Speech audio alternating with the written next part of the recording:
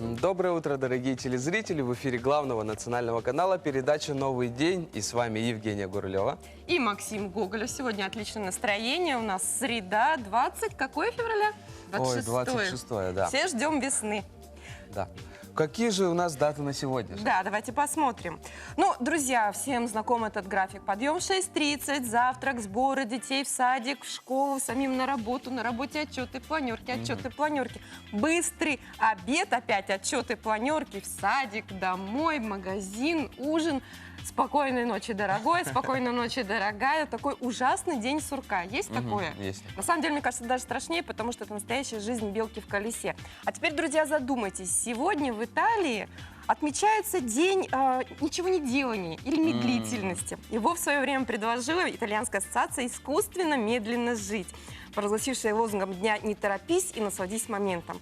Они разработали даже 14 заповедей отказа от спешки, которых следует придерживаться, чтобы успеть ощутить все прелести бытия и сделать свою жизнь более комфортной. Среди этих заповедей совет вставать по утрам на несколько минут раньше, чтобы насладиться завтраком, отказаться от фастфуда в пользу хорошей, настоящей еды или, например, не нервничать, стоя в пробке, а посвятить это время прослушиванию любимой музыки, чтению книги или общению хотя бы с водителем соседнего автомобиля. Так что, друзья, попробуйте сегодня найти время для того, на что его обычно не хватает. Например, сходите на выставку, если вообще много времени, или хотя бы успейте посмотреть хороший фильм или передачу вместе со своими домочадцами. Ну, жаль, что мы не в Италии. Сегодня во многих странах мира пепельная среда, которая открывает Великий пост в латинском обряде католической, англиканской и некоторых лютеранских церквей. Продолжается 45 дней или 46 дней високосный год и заканчивается Пасхой.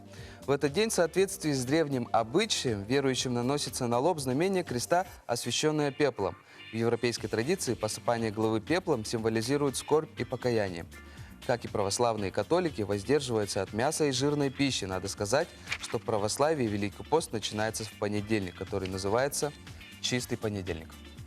Ну и в 1712 году в этот день по указу Петра I был основан Тульский оружейный завод. Он стал первым, скажем так, флагманом по производству стрелкового и холодного оружия для русской армии, которая всегда славилась своим качеством. Предприятие по тем временам оснащалось самым прогрессивным оборудованием, усиленно финансировалось. И, как результат, эталонность тульской марки. И сейчас Тульский оружейный завод является одним из признанных мировых центров военной и других технологий. Здесь производится боевое, охотничье и спортивное оружие, а также противотанковые ракеты, автоматы, бесшумные подводные пистолеты, подствольные гранатометы и прочее, прочее, прочее. Ну а в 1936 году в Германии в этот день был выпущен первый народный автомобиль Volkswagen. Почему его назвали именно так? Мечтой его разработчика Фердинанда Порше был создать автомобиль, который по цене был бы доступным самым широким слоям населения. Нацисты, пришедшие к власти, сделали заказ, который дал возможность Порше осуществить свою мечту. 26 февраля в 1936 году в немецком Штутгарте вышел первый народный автомобиль Volkswagen. В послевоенные годы восстановлением производства занимались английское правительство. И в 1955 году состоялась торжественная церемония по поводу выпуска миллионного Volkswagen. Ну вот такие хорошие новости. Да. Я думаю, что сейчас нужно порадовать наших телезрителей погодой. Да, какая погода ждет нас на сегодня?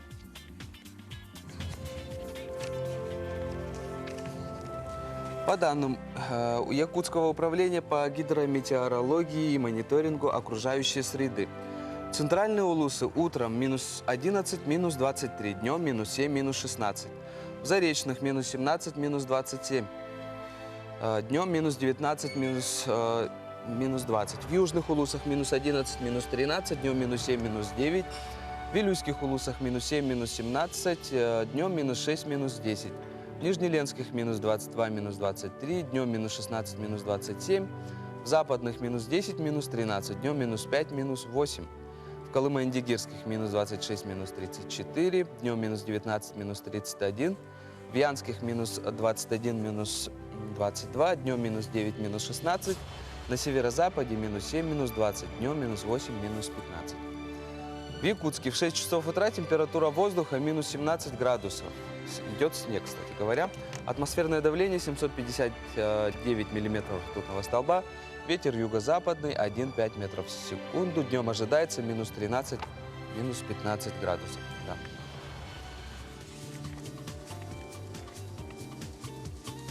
Да. Отличная, почти весенняя погода. Да. Максим, давай напомним про наш Да, конечно.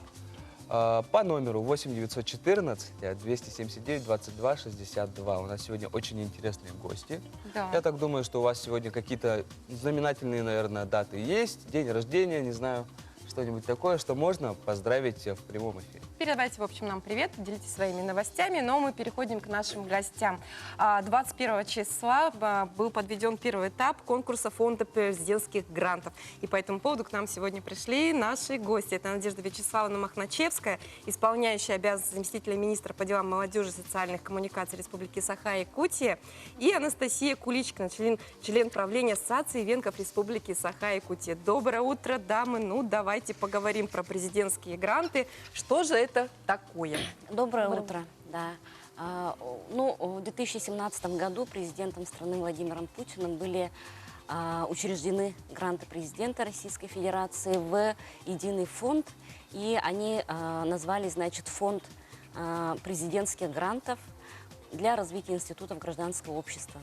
Данные средства у нас выделяются социально ориентированным некоммерческим организациям, неправительственным, в целях развития институтов гражданского общества для реализации социально значимых проектов и проектов в области защиты, охраны прав и свобод человека.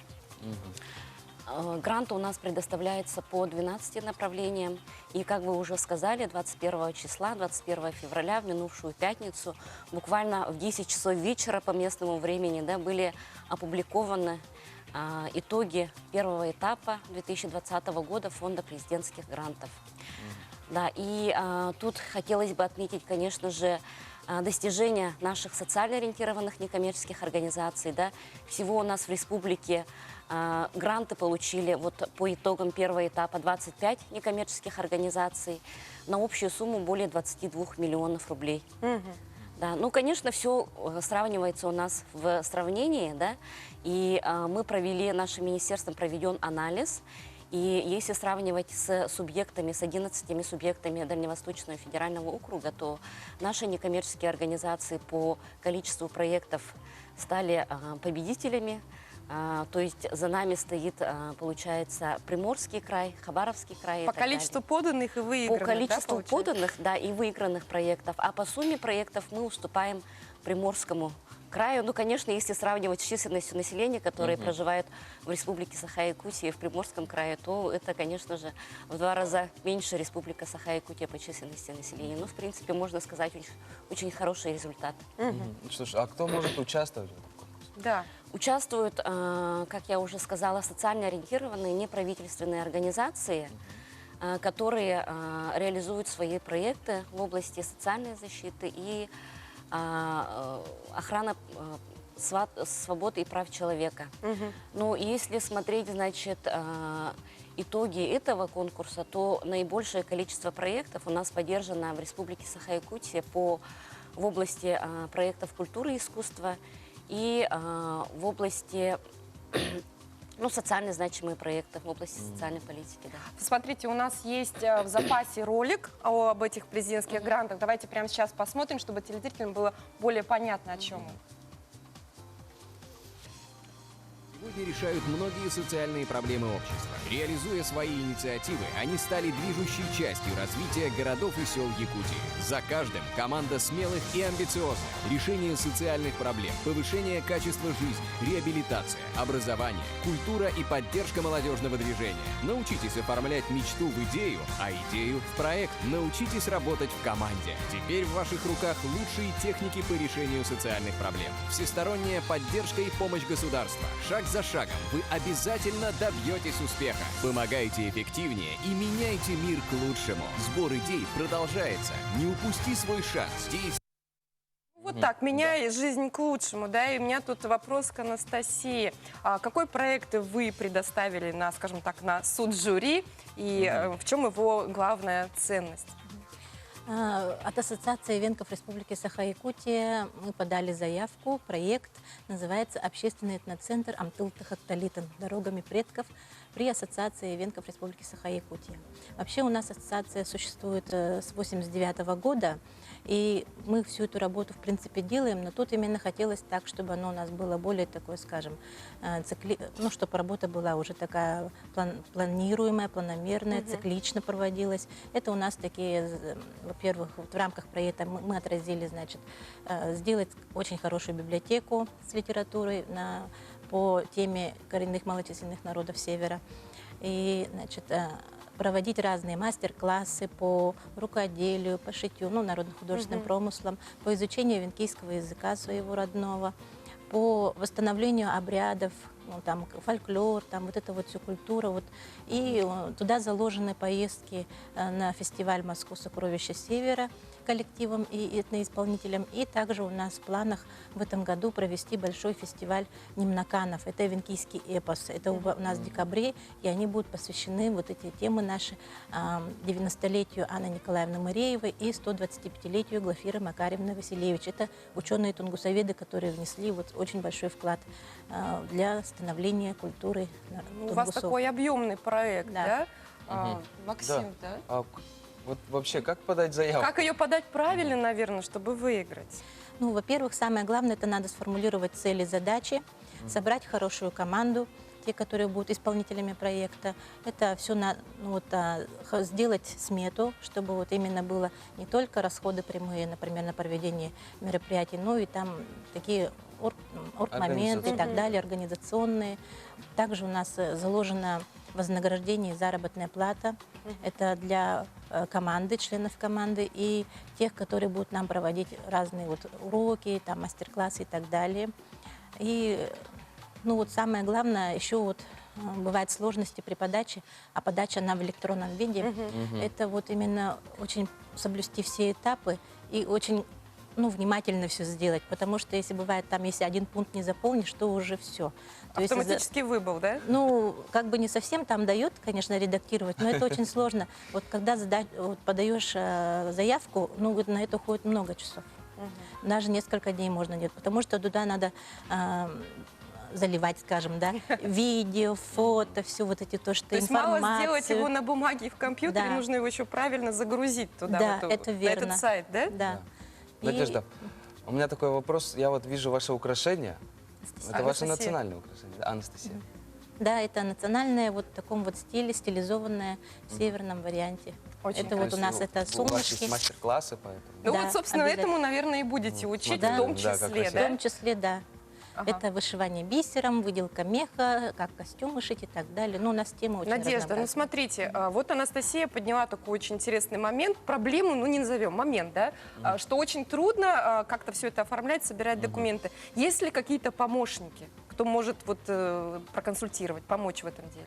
Да, у нас в республике, они в основном работают в городе Якутске, есть ресурсные центры, у нас их 10 ресурсных центров, которые помогают в грамотном оформлении заявок, то есть некоммерческие организации уже с готовыми проектами могут обратиться в наши ресурсные центры и,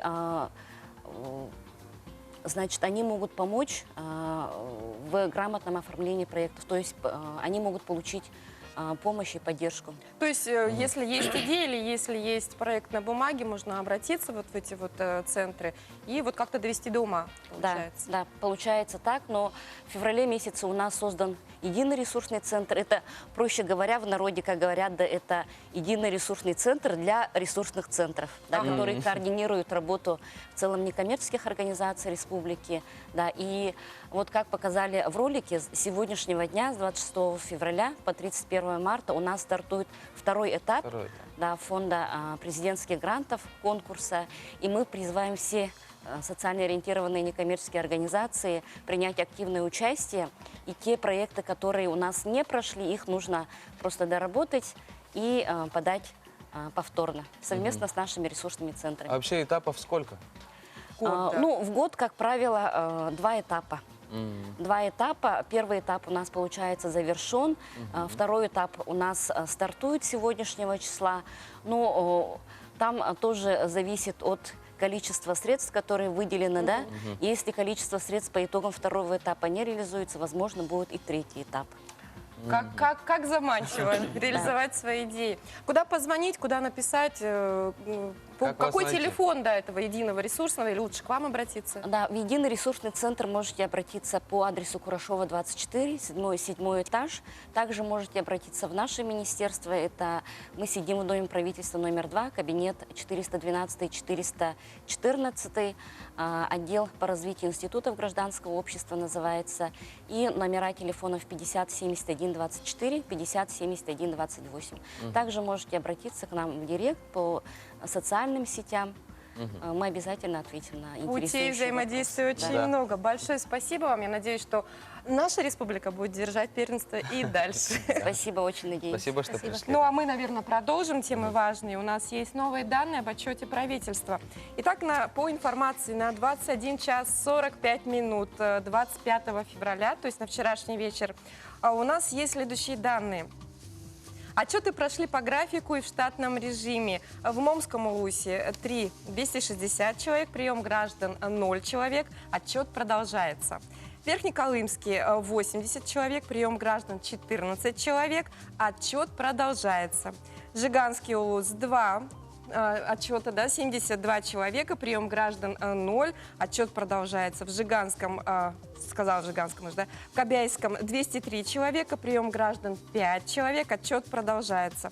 Итого в муниципальных районах, в 26 муниципальных районах и одном городском образовании 280 населенных пунктов с охватом 19 834 человека, прием граждан 1008 человек, плюс 3 коллективных обращения. А мы чему? Ой, как не... Ходе энумут. Что значит в переводе с юкагирского «Привет, как поживаешь?» Хорошо, тогда я тоже. Сейчас Анастасия, наверное, порадуется. Гевен, як укченек, ам анта ин энчи. Извините это за значит? акцент. Ну, это значит «Привет, как дела?» и «С новым днем». Да. А с новым днем на юкагирском будет «Ниджирпей сукын молгалек». Вот такие вот слова. Продолжается языковой лекторий в Национальной библиотеке Республики Саха-Якутия изучению разговорных языков и культуры коренных малочисленных народов Севера Республики Саха-Якутия. Цель – сохранение и популяризация среди населения разговорных языков и культуры коренных малочисленных народов Севера. Проект запущен в сентябре 2018 года. На сегодняшний день идут лекции по эвенкийскому, эвенскому, юкагирскому. И, юкагирский именно вот тундренный диалект, потому что он более распространен, нежели лесной. Проходят 2 раза в неделю по разным направлениям. Начинающая группа, продвинутая группа.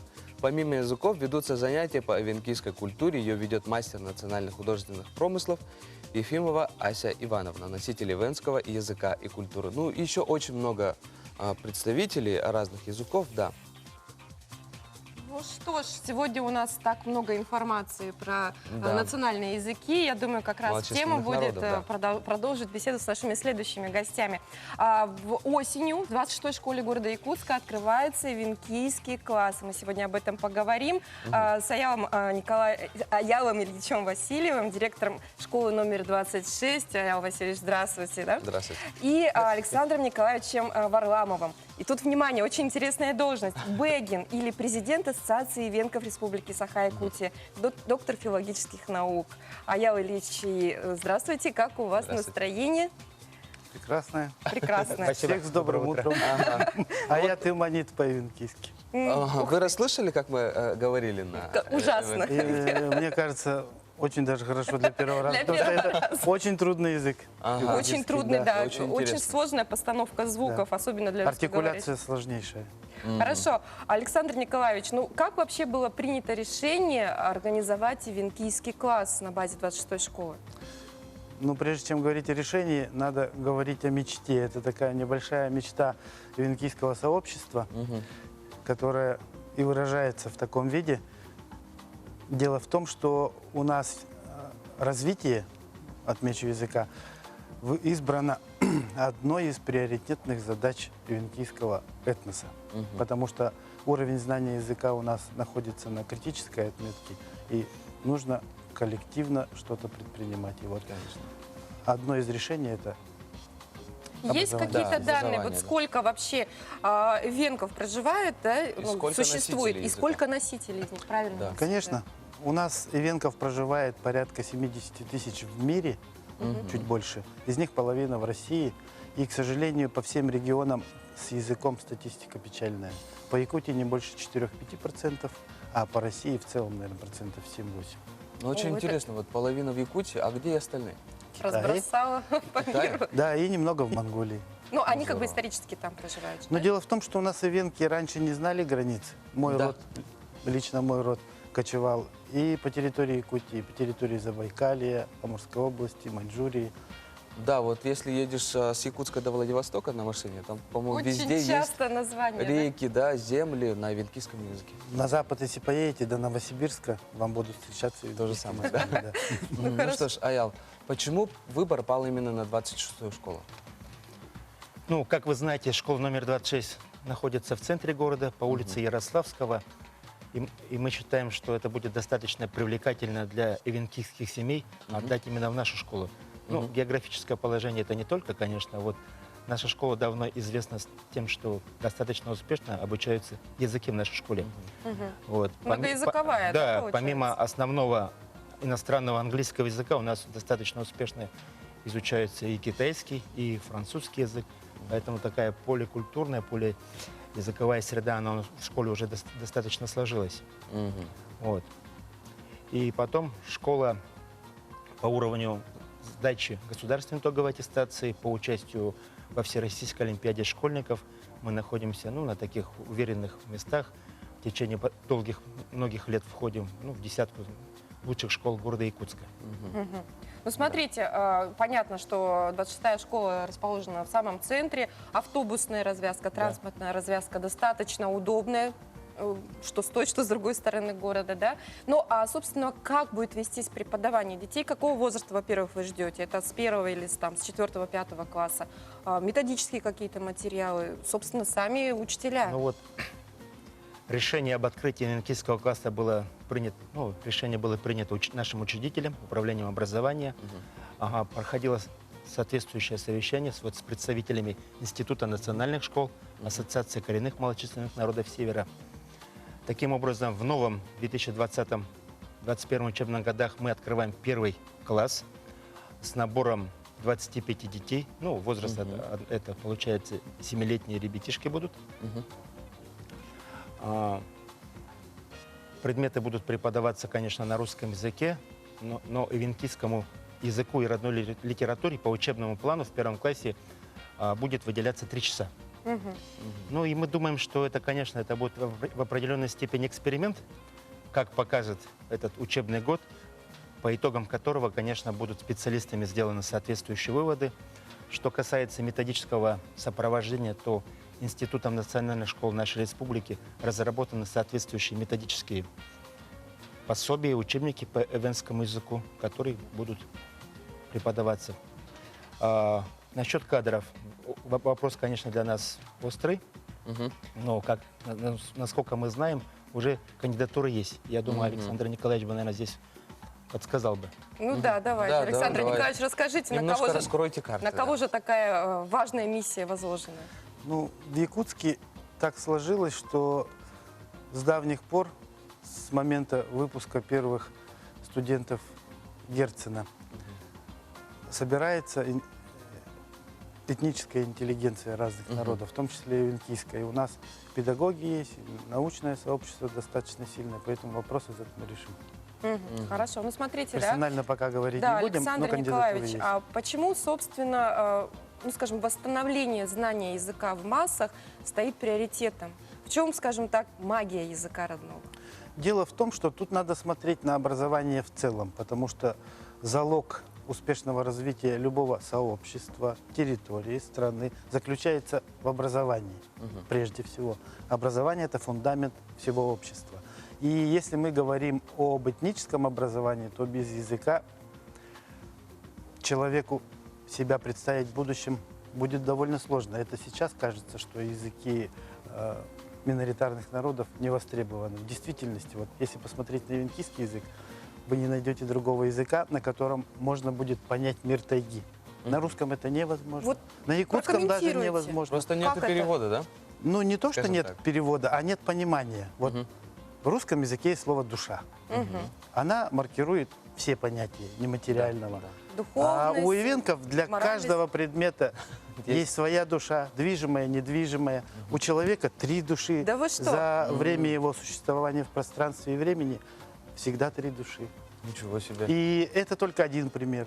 Вот канадцы, эскимосы любят приводить в пример большое количество названий снега. До В 40 языке или до эскимосов. 60 Да, у них, основных 40 и около 200 производных. В ивенкийском абсолютно то же самое, если не больше. Потому что у нас снег свежий, по которому только что прошел, снег мокроватый, снег крупа, ну и так Порис. далее. так далее, да. Так же, как у нас, Это наверное, просто, у живущих на севере нет понимания оттенков океана, которые Да, есть у конечно. жителей Океании и Полинезии. Тут надо понимать это с точки зрения привязанности человека как носителя культуры к ландшафту. Вот ивенки привязаны к горно-таежному ландшафту на протяжении 6000 лет. И поэтому, естественно, никто не сможет рассказать про тайгу как ивенк, либо калмык про степь. Ну, Да, это же собственно, понятно. да. Да, и получается, откроется класс ивенкийский, так?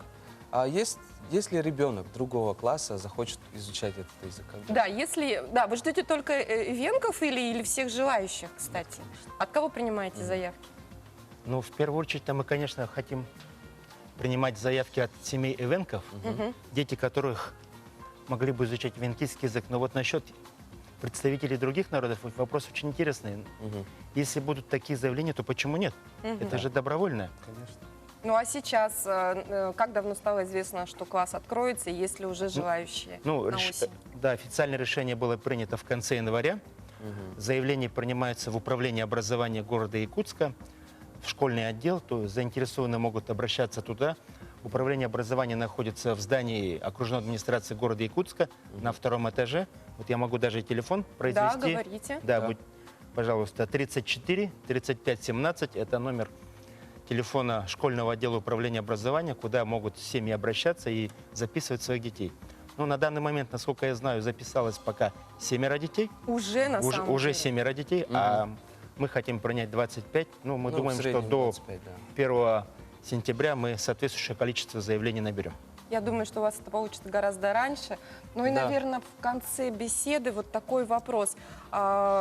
Есть положено начало, да, Максим, но в идеале как будет выглядеть, как должно выглядеть образование на родном языке, допустим, для этих же ребятишек лет через 5? Пока это один класс. Есть а в мечта, будущем, есть да. вот цель. Вообще у нас есть видение целой общей системы образования этнического. Это не говорит о том, что нужно углубляться только в национальную культуру, но нужно сохранять ментальность народа, нужно передать основные знания, которые человеку помогут в будущем ощущать себя членом общества. И самое главное, мы хотим дать детям высокий уровень знаний, потому что высокий уровень знаний – это залог успешности человека. Мы этот класс видим как экспериментальный, с которым будем работать, привлекая специалистов разных отраслей. Ну, дай что ж. бог, да? Дай бог, да, действительно, идея отличная, и мне кажется, она реализуется вполне. Да, и мы встретимся с вами примерно через годик с небольшим и узнаем о результатах. Спасибо большое, что пришли. Вам Спасибо спасибо. вам. Ну что ж, наши телезрители, не переключайтесь.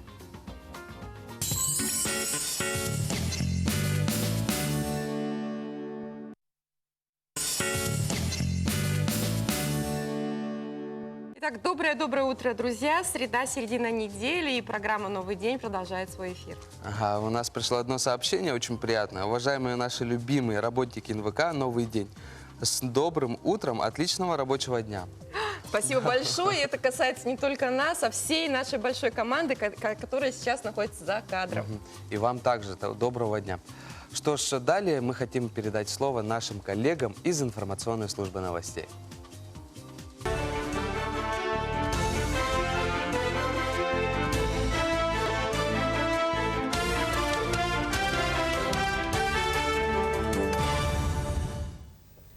Здравствуйте, в прямом эфире новости, в студии Андрей Погорелов с информацией к началу дня. 25 проектов из Якутии выиграли президентские гранты. По итогам первого конкурса этого года республика получит более 22 миллионов рублей на реализацию социально значимых проектов, то есть на развитие институтов гражданского общества, сохранение исторической памяти, поддержку семьи и охрану окружающей среды. Самый крупный грант – 3 миллиона 924 тысячи рублей получит Якутская республиканская общественная организация содействия реабилитации детей с кохлеарными имплантами. Они разработали проект «Музыка детских сердец». Отметим, что по количеству поддержанных заявок Якутия заняла первое место в Дальневосточном округе. Наш проект является образовательным, социальным, благотворительным, интегрированным. Мы открываем гончарную мастерскую для детей, находящихся в трудной жизненной ситуации, и обучаем их предпринимательскому делу посредством изготовления и продажи керамических изделий. Также этот проект направлен на организацию досуга несовершеннолетних, что является профилактикой правонарушений.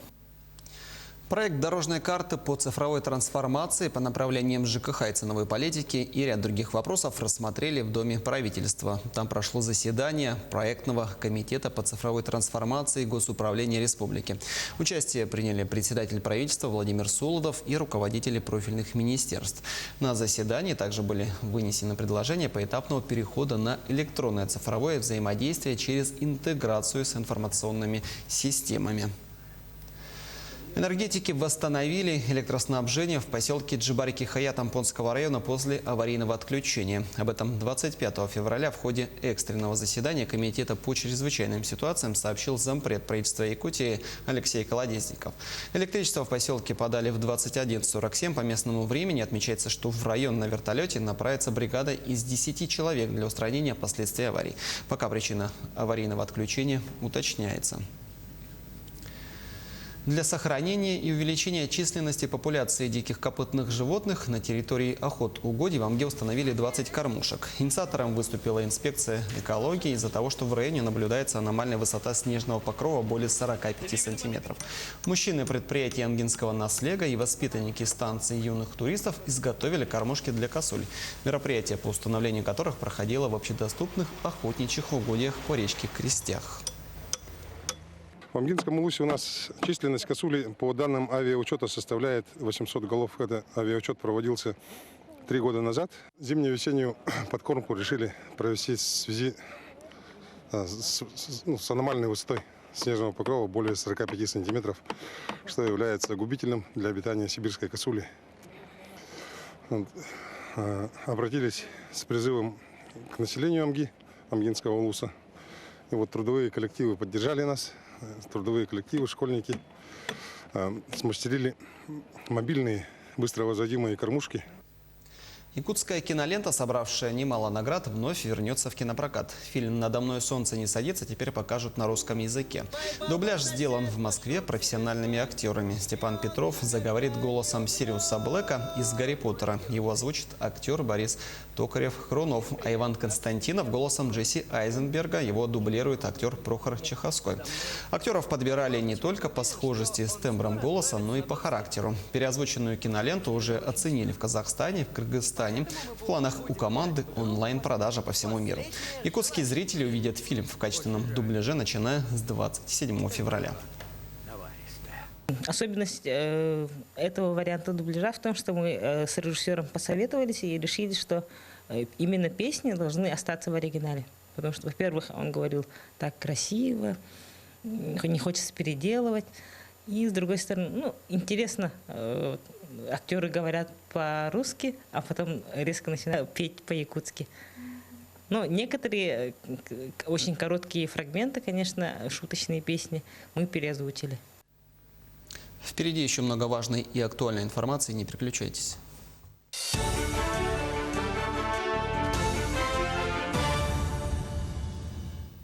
Спасибо нашим коллегам из информационной службы. Далее у нас гости. Да, очень приятно, когда наши земляки, наши жители Якутии показывают класс на различных международных и межрегиональных и в других городах конкурсах.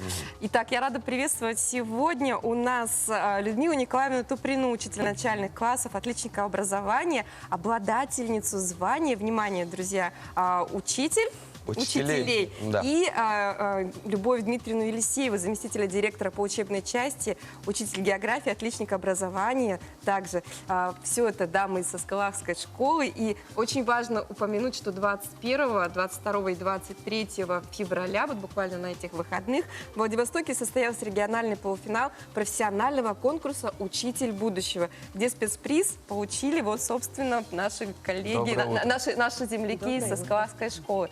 Доброе утро, как настроение? Волнительная. Ну, с корабля на бал. Радостная. Вы буквально, Да. я так понимаю, вот вчера-позавчера Позавчера прилетели, да? Ну, собственно, да, что за конкурс такой, «Учитель будущего»? Что за звание учитель учителей? Расскажите. Ну, этот конкурс первый, который проводится. И конкурс собрал единомышленников, скажем, таких учителей, которые работают по новым технологиям, инновациям. И конкурс прошел в такой дружелюбной обстановке, скажем, учителя практики обменивались опытом своих, наработками. И такая дружеская обстановка была. То есть не было такой конкуренции с Нет, последних нет, сил? тут такого вообще не было. А что вы представили? Да, как смотрели вот учителей? Как можно оценить способность обучать детей? Это командный конкурс. Интересно то, что именно команда состоит из 3 человек. И эти независимо от возраста. Могут быть и молодые педагоги, и с опытом. Даже там была учительница. Это было уже в Владивостоке, правильно я понимаю? ага. Сейчас как раз фотографии на экране. Телезрители видят. Самому опытному было, например, 64 года. Ого. А самый молодой, может, совру? 23. 23. И, короче, команды состязались, скажем, было как триатлон, да? Да, методический триатлон. Это как это так? Ну, в первый день состоялись дебаты. Мы соревновались, ну, как бы не соревнования, а игра, дебаты. Было очень интересно, увлекательно. И во второй день мы создавали методический конструктор.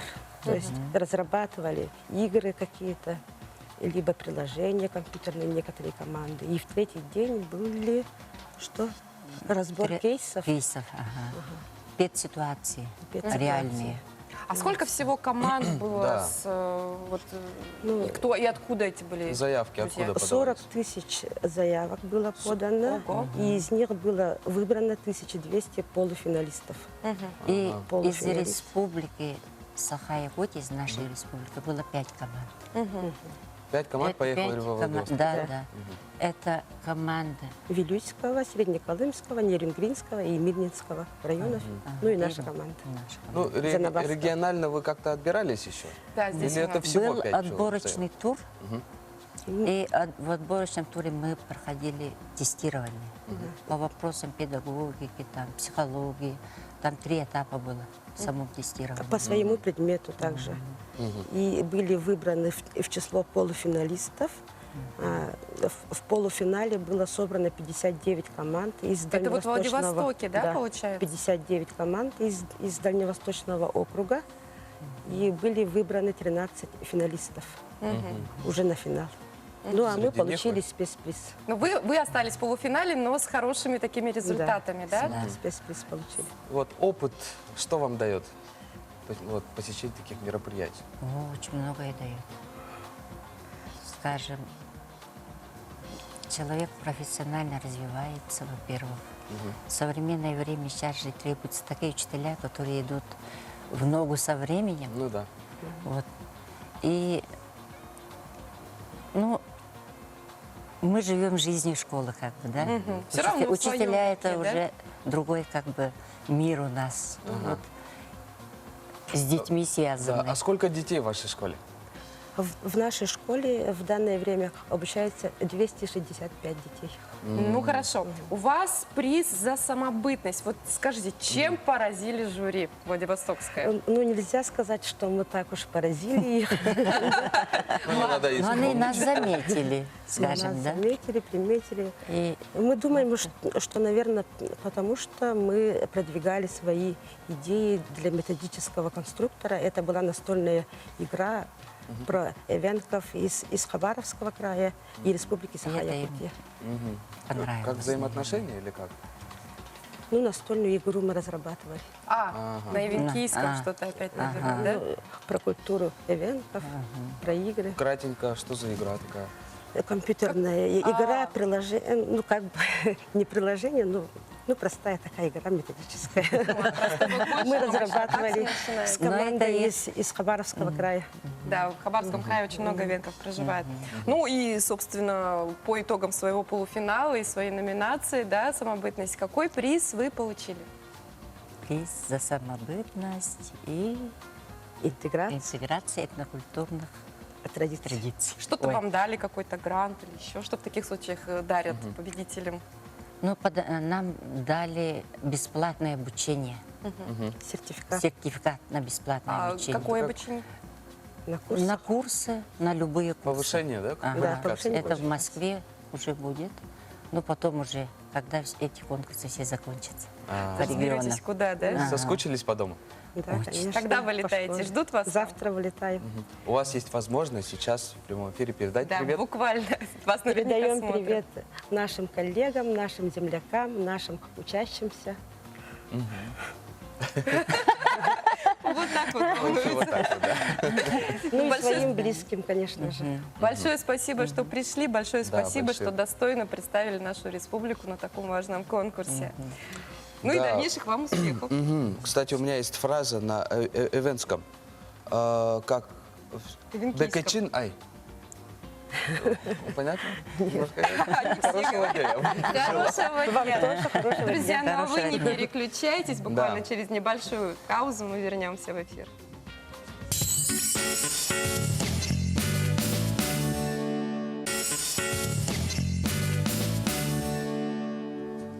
Радостное утро с каналом НВК Саха и программой «Новый день» продолжается. Друзья, и сейчас самое время напомнить вам, чем же радует нас сегодня погода. Итак, по данным Якутского управления по гидрометеорологии и мониторингу окружающей среды, сегодня днем ожидается в центральных улусах -7, -16, в заречных -9, -19, в южной группе улусов -7, -9, в Вилюйских -6, -9, в Нижнеленских -16, -17. А в западных улусах -5, -8, совсем тепло. В Колымендигирских -19, -31, в Янских -9, -16 и на северо-западе -8, -15. В Якутске в 6 часов утра было всего -17 градусов. Атмосферное давление 759 миллиметров ртутного столба. Ветер юго-западный 1,5 метров в секунду и температура днем -13, -15. Вот такая замечательная погода, а у нас замечательное сообщение. Дорогую подругу Розу Филипповну Гурьеву из города Покровска поздравляем с днем рождения. Пусть года уже за возраст, когда уж жизнь радует успехами внуков. Желаем еще больше, чтобы радовали внуки своими успехами, а нам от этого здоровье крепнет. Крепкого здоровья с Якутска, друзья Татьяна, Николай, Константиновы. Роза Филипповна, мы тоже вас поздравляем. Что ж, далее у нас постоянная рубрика вакансий. Давайте посмотрим, что же нам предложает биржа труда. В угледобывающую компанию «Колмар», город Ненгель, срочно требуется заместитель директора по материально-техническому снабжению, экономист по труду, гидрогеолог подземный, маркшейдер подземный, сметчик, ведущий специалист контрольно-ревизионного управления, достойный уровень заработной платы, полный социальный пакет, по всем вопросам обращаться по телефону 741 97 179. И далее сотовый телефон 8 924 879 76 32.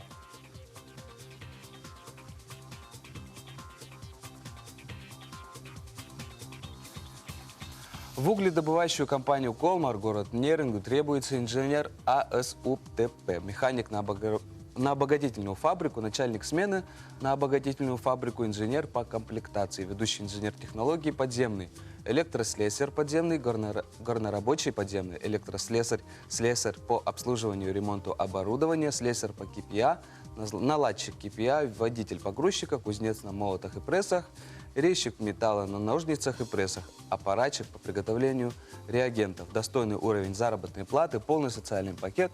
По всем вопросам обращаться по телефону 7-411 47 97 179, либо по сотовому номеру 8 924 879 76 32 и 8 924 877 33 17.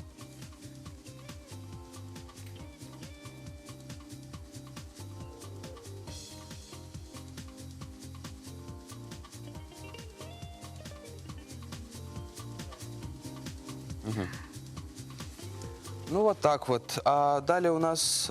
Очередной сюжет, друзья.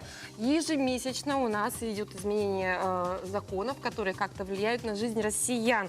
Не стал исключением и март 2020 года. В первом месяце весны запланирован целый ряд нововведений в различных сферах законодательства. О чем же это будет? Давайте посмотрим в следующем сюжете.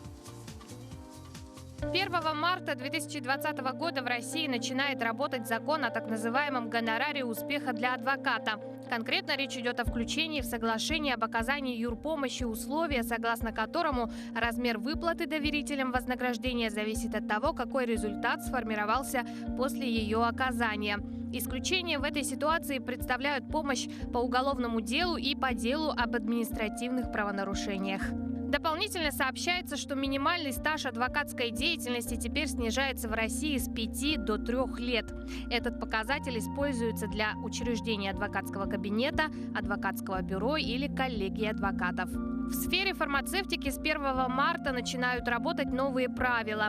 Нововведения затрагивают лекарственные препараты, содержащие наркотические или психотропные вещества, относящиеся к незарегистрированным. До 31 декабря 2023 года их можно ввозить в страну для того, чтобы по жизненным показаниям оказать медпомощь определенному пациенту или группе пациентов. Такая норма будет работать в том случае, если зарегистрированные лекарственные препараты неэффективны. Постепенно пополняется список товаров, которые должны продаваться с обязательной маркировкой. В соответствии с постановлением правительства Российской Федерации номер 860 от 5 июля 2019 года в него будет добавлена обувь. Начиная с 1 марта производство немаркированной обуви будет запрещено. Для производителей это будет означать дополнительные затраты на выполнение дополнительных процедур. Соответственно, это отразится на конечной стоимости продукции. Уже произведенные, но не распроданные остатки товара необходимо промаркировать до 31 марта текущего года. Тема нашего последнего разговора – это Международный день волонтеров. И у нас в гостях Дарья Жукова, руководитель дирекции движения «Волонтеры культуры», и Надежда Галимова, координатор по работе с регионами дирекции общественного движения «Волонтеры культуры». Доброе утро, девушки. Настроение отлично, прям вижу, что выспались. Ну, завтра, 27 февраля, у нас состоится форум республиканский волонтеров культуры. Вот чему он посвящен? Что это за мероприятие такое? На самом деле мероприятие беспрецедентное, потому что оно объединяет на своей площадке тех людей, которые занимаются волонтерством в сфере культуры. Это направление набирает стремительные обороты сейчас в нашей стране. Я думаю, многие уже об этом слышали, знают. И отрадно признавать, что именно в вашей республике такое количество волонтеров культуры, потому что это не странно. Культура у вас богатейшая, и здорово, что молодежь приобщается к этой теме. И не только молодежь, а люди разного поколения. И, собственно, завтра мы хотим все встретиться, обсудить вообще, что же происходит, чем богата тема культурного волонтерства, и помочь с своей стороны, рассказать о тех инструментах, которые мы создаем как дирекция общественного движения. Есть много нового, поэтому будем рады всех видеть завтра на территории музейного комплекса «Россия. Моя история». Во сколько? Регистрация с 9 до 7. Приходите в любое время и дальше по программе в течение дня. А вот кто будет принимать участие? В форуме принимают участие представители учреждений культуры, представители муниципальных округов и волонтеры, которые непосредственно работают в республике. Сейчас уже сколько заявок собрано? Какие, скажем так, какая программа, наверное? Программа форума представляет собой и презентацию движения, и рассказывает об основных проектах, которые реализуются федеральным движением, и, естественно, про практики республики. Также мы поговорим о том, какие могут быть проблемы и вопросы в развитии движения здесь, в Якутии, и постараемся вместе найти варианты их решения. Ну что ж, мы понимаем понимание волонтеров. Волонтеры, которые помогают. Ну да, это вот те, кто пенсионным, да, работают, да, людям с пенсионного пожилыми. возраста, либо инвалидам. А вот что такое волонтер культуры? Что-то новенькое. Волонтеры культуры на самом деле нет. Это не новенькое направление. Волонтеры культуры были и есть всегда, особенно в национальных республиках, потому что каждый из нас, по сути, человек, который транслирует культуру своей семьи, своей страны, своего города, населенного пункта.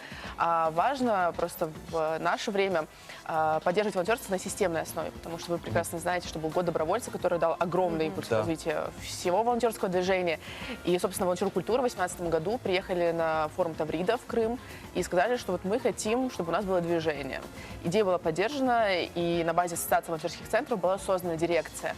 И мы определили несколько направлений основных, потому что их очень много на самом деле. Основные такие. Первое – это работа в учреждениях культуры, то есть это те люди, которые помогают в музеях, в библиотеках, в парках. Внештатные. Внештатные, да. То есть это люди, которые могут помогать на событиях, каких-то мероприятиях, работать с разными аудиториями, с посетителями, с людьми, у которых есть особенности развития здоровья, например. А также это те волонтеры, которые помогают в работе в фондах, в оцифровке материалов, с большим количеством информации. То есть здесь абсолютно разные направления. Также есть крупное направление, которое очень ярко сейчас реализуется и поддерживается Министерством культуры Российской Федерации. Это тема сохранения культурного наследия, и материального, и нематериального. И важно отметить, что в прошлом году была проведена большая работа и принят документ, который разрешает допуск волонтеров к работам по сохранению наследия на объектах культурного наследия. То есть те объекты включены в реестр. Это каким образом происходит? Да, очень сложный был на самом деле механизм. И вот мы с нашими партнерами с ВАПИКом провели большую работу и с Министерством культуры, чтобы принять этот механизм. Суть очень простая. По факту должен быть человек, сертифицированный специалист по работе с камнем, деревом и металлом, например, который обучает волонтеров предварительно и который сопровождает все работы на объекте. Соответственно, человек, пройдя обучение, школу волонтеров наследия, например, дальше может выйти к объекту и, собственно, осуществить определенные виды работ. И также остается тема благоустройства, тема ремонтных небольших косметических работ, которые тоже могут выполняться силами волонтеров. И человек может по факту помочь в сохранении То есть правильно я истории. понимаю, есть эксперт, историк, археолог, возможно, реставратор, который обладает какими-то компетенциями, да, который набирает группу желающих, страждущих, да, скажем так, приложить свои руки к вечному, обучает и, собственно, допускает их на объект. Да. Поэтому это будет работать, и мы надеемся, что в республике также у вас появится большее количество волонтеров, которые занимаются На темой раскопки, наследия. все на раскопки. Да, и вытекает вопрос примера удачных реализованных волонтерских инициатив в сфере культуры. Да, вот Какие поделитесь. есть? Вот, собственно, третье направление, которым занимаются волонтеры культуры, это реализация творческих и социокультурных проектов. Если коротко, эта тема говорит о том, что искусству можно помогать. Например, если вы профессиональный артист, музыкант, представитель творческой профессии, вы можете применить свой талант для тех людей, которые в этом нуждаются. Это в основном, конечно, социальные учреждения. Есть проект у нас в Республике Казань «Я добротворец», когда команда выезжает на постоянной основе, не только на какие-то праздники, да, и организует досуг для тех людей, которые там находятся постоянно. Также есть проект в Республике Башкортостан «Лаборатория успеха». Практика заключается в том, что люди с помощью арт-терапии восстанавливают и помогают тем людям, которые принесли инсульт, например, да, или какие-то заболевания. И дальше, конечно, уже количество людей увеличивается, целевая аудитория. Также есть проекты, которые связаны с восстановлением наследия. Это «Раскрась Томск». Это специфика в том, что ребята придумали технологию восстановления объекта деревянного зодчества. Либо есть культурный квест. В Петербурге команда проекта объединила все учреждения культуры и придумали авторские маршруты. Вы понимаете, насколько сложно сделать это в святая святых нашей стране, в Санкт-Петербурге, но при этом получилось, и ребята вместе с учреждением культуры, с сотрудниками взаимодействуют и придумывают новый контент, новые программы. На самом деле проектов очень много. Мы в прошлом году провели большой конкурс всероссийский, определили лучшие практики в сфере культурного волонтерства и получили на выходе 15 крупных проектов, которые могут быть транслированы, тиражированы в любом уголке нашей страны. Поэтому если То есть такие универсальные, да, это некие специальные франшизы. Если вы готовы что-то делать, не знаете, с чего начать, либо у вас есть что-то уже похожее, но вам нужны эксперты, не знаю, единомышленники в этой теме, вы можете спокойно обратиться к нашим ребятам, командам этих проектов, и они вам помогут проконсультировать. Хорошо, Да, Надежда, Надежда, в еще конце. раз. повторим, какие Кого там, ждете, да, кого куда ждете подойти, и что как будет вообще. зарегистрироваться и какая примерно вот по вершкам программа? Да, мы завтра, 27 февраля, с 9 часов ждем всех волонтеров и людей, которые хотят приобщиться к культуре, к волонтерству в сфере культуры в музей «Россия. Моя история». Приходите, участвуйте, и будем вместе развивать республику и культуру волонтерства в вашей республике. Ну что ж, девушки, большое Да, спасибо спасибо. большое. Заинтересовали, так заинтересовали. Ну что ж, наша передача подходит к концу. Мы не Русский блок. прощаемся, Да, увидимся но мы завтра. не прощаемся, да. Передаем в разды правления нашим коллегам из Якутского блока. Хорошего вам дня. Мгм.